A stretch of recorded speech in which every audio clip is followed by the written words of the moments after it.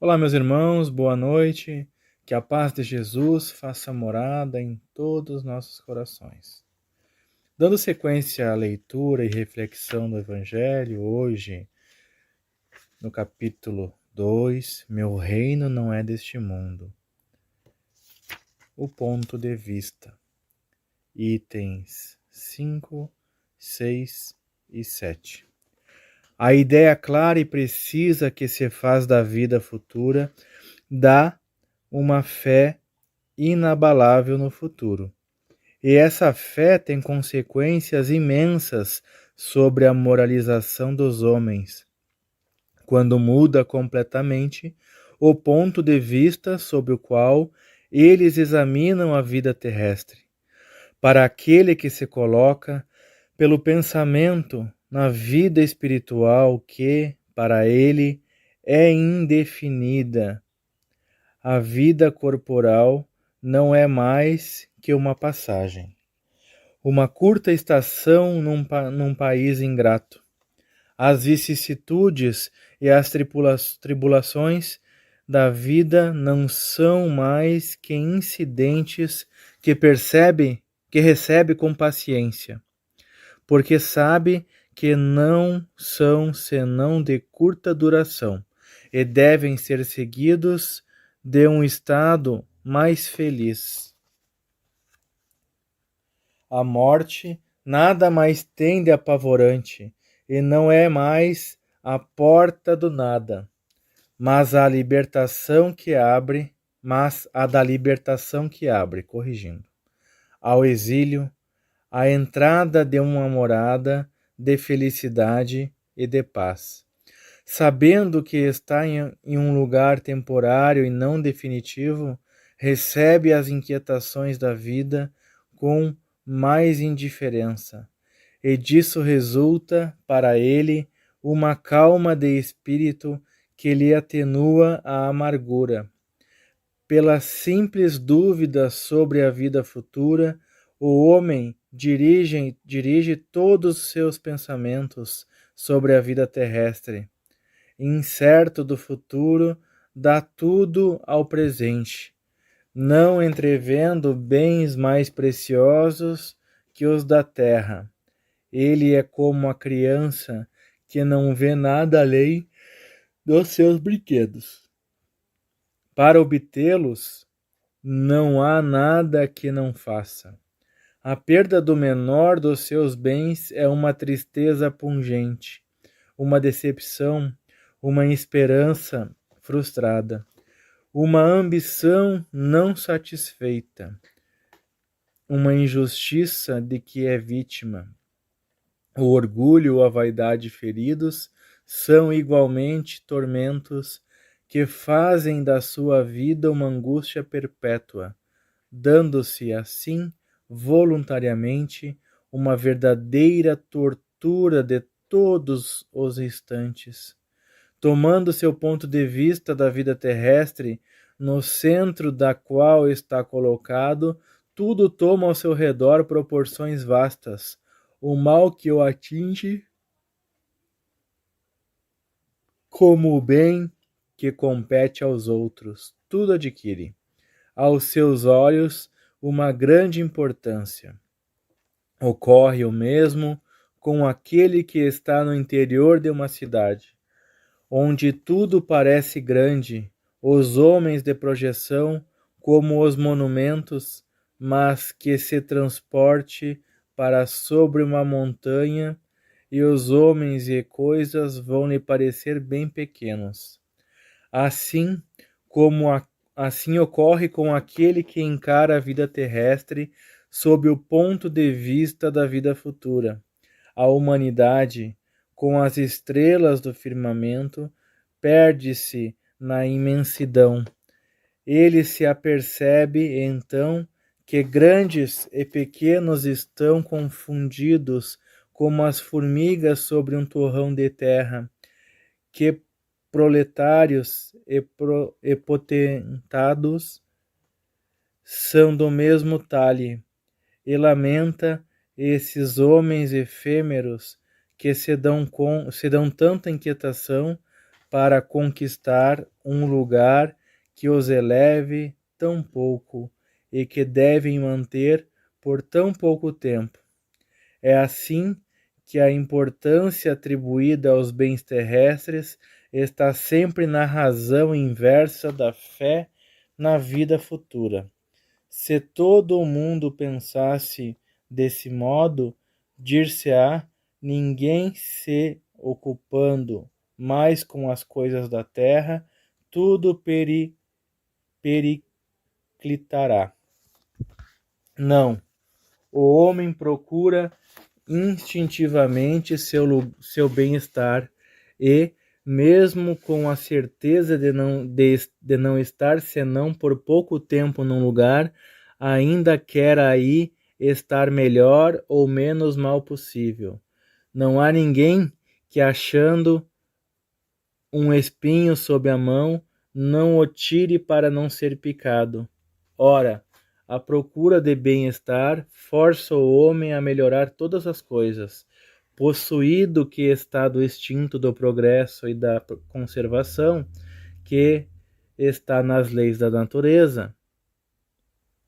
Ele trabalha, pois, por necessidade, por gosto e por dever, e nisso cumpre os desígnios da providência, que o colocou sobre a terra para esse fim.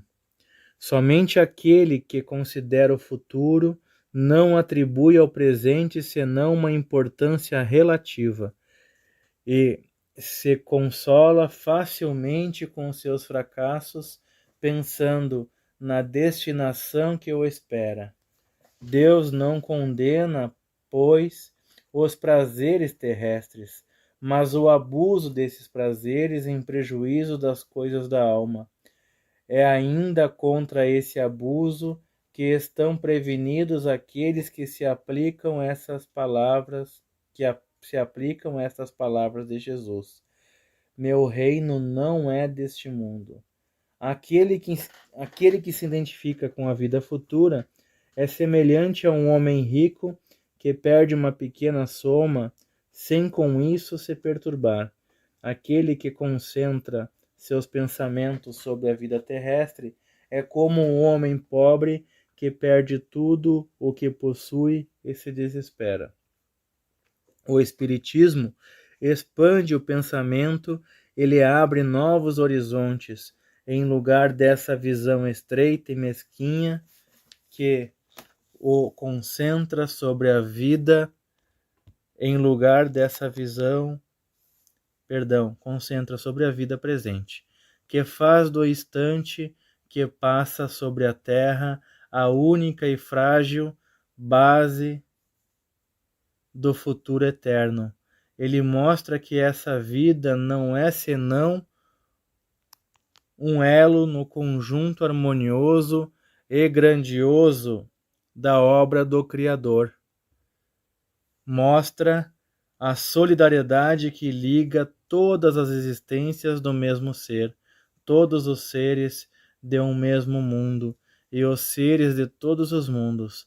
Dá assim uma base e uma razão de ser a fraternidade universal, enquanto que a doutrina da criação da alma, no momento do nascimento de cada corpo, torna todos os seres estranhos uns aos outros.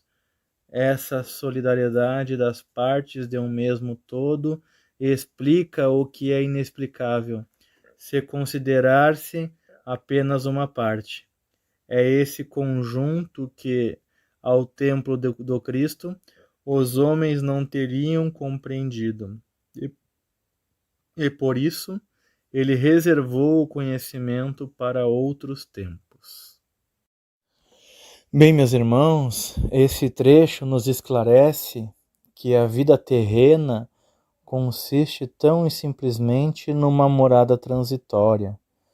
Podemos considerar ainda que aqui é uma projeção, uma espécie de ilusão na qual vivemos condicionados às vicissitudes, a certas experiências para que possamos progredir, mas que aqui não é o nosso lar definitivo, não estamos reservados à vida futura neste mundo. Esse texto ainda nos esclarece que, ao passo que vamos compreendendo que o que passamos, que o que enfrentamos nos serve como escola, nesse grande laboratório que nós estamos inseridos, seja na nossa família, seja no grupo espírita, seja no nosso círculo de amigos, seja onde for, toda experiência na qual passamos é oportunidade para nosso aperfeiçoamento, é oportunidade para que nós possamos quitar algumas dívidas, para que nós possamos reparar alguns débitos que contraímos ao longo das nossas existências, às vezes ajudando pessoas, às vezes passando por provas e expiações, e que tudo isso é provisório, né? Aqui, mais uma vez eu digo, não estamos vivendo num lar definitivo e que a compreensão na vida futura nos ajuda a agir com mais resignação, com mais esperança, e essa compreensão também nos dá força para que a gente gradativamente comece a reclamar menos, a se lamentar menos, quando o que queremos, o que acreditamos ser do nosso direito, sermos merecedores não acontece. Às vezes é simplesmente Deus, né, com a sua misericórdia divina, com a sua bondade, a sua inteligência, nos protegendo contra questões mais graves, contra situações em que nós podemos contrair mais dívidas através de escolhas inadequadas, escolhas impróprias, que às vezes guiada pelo nosso orgulho, pela nossa vaidade. Mas esse trecho, em suma, nos demonstra que a nossa colheita ela é em outro plano. Ela acontece futuramente na nossa morada definitiva. E assim, meus irmãos, eu espero que essa mensagem possa nos auxiliar, nos acalmar, nos fortalecer de acordo com o que necessitamos nesse instante. Desejo a todos que fiquem com a paz de Jesus, que Deus abençoe a todos.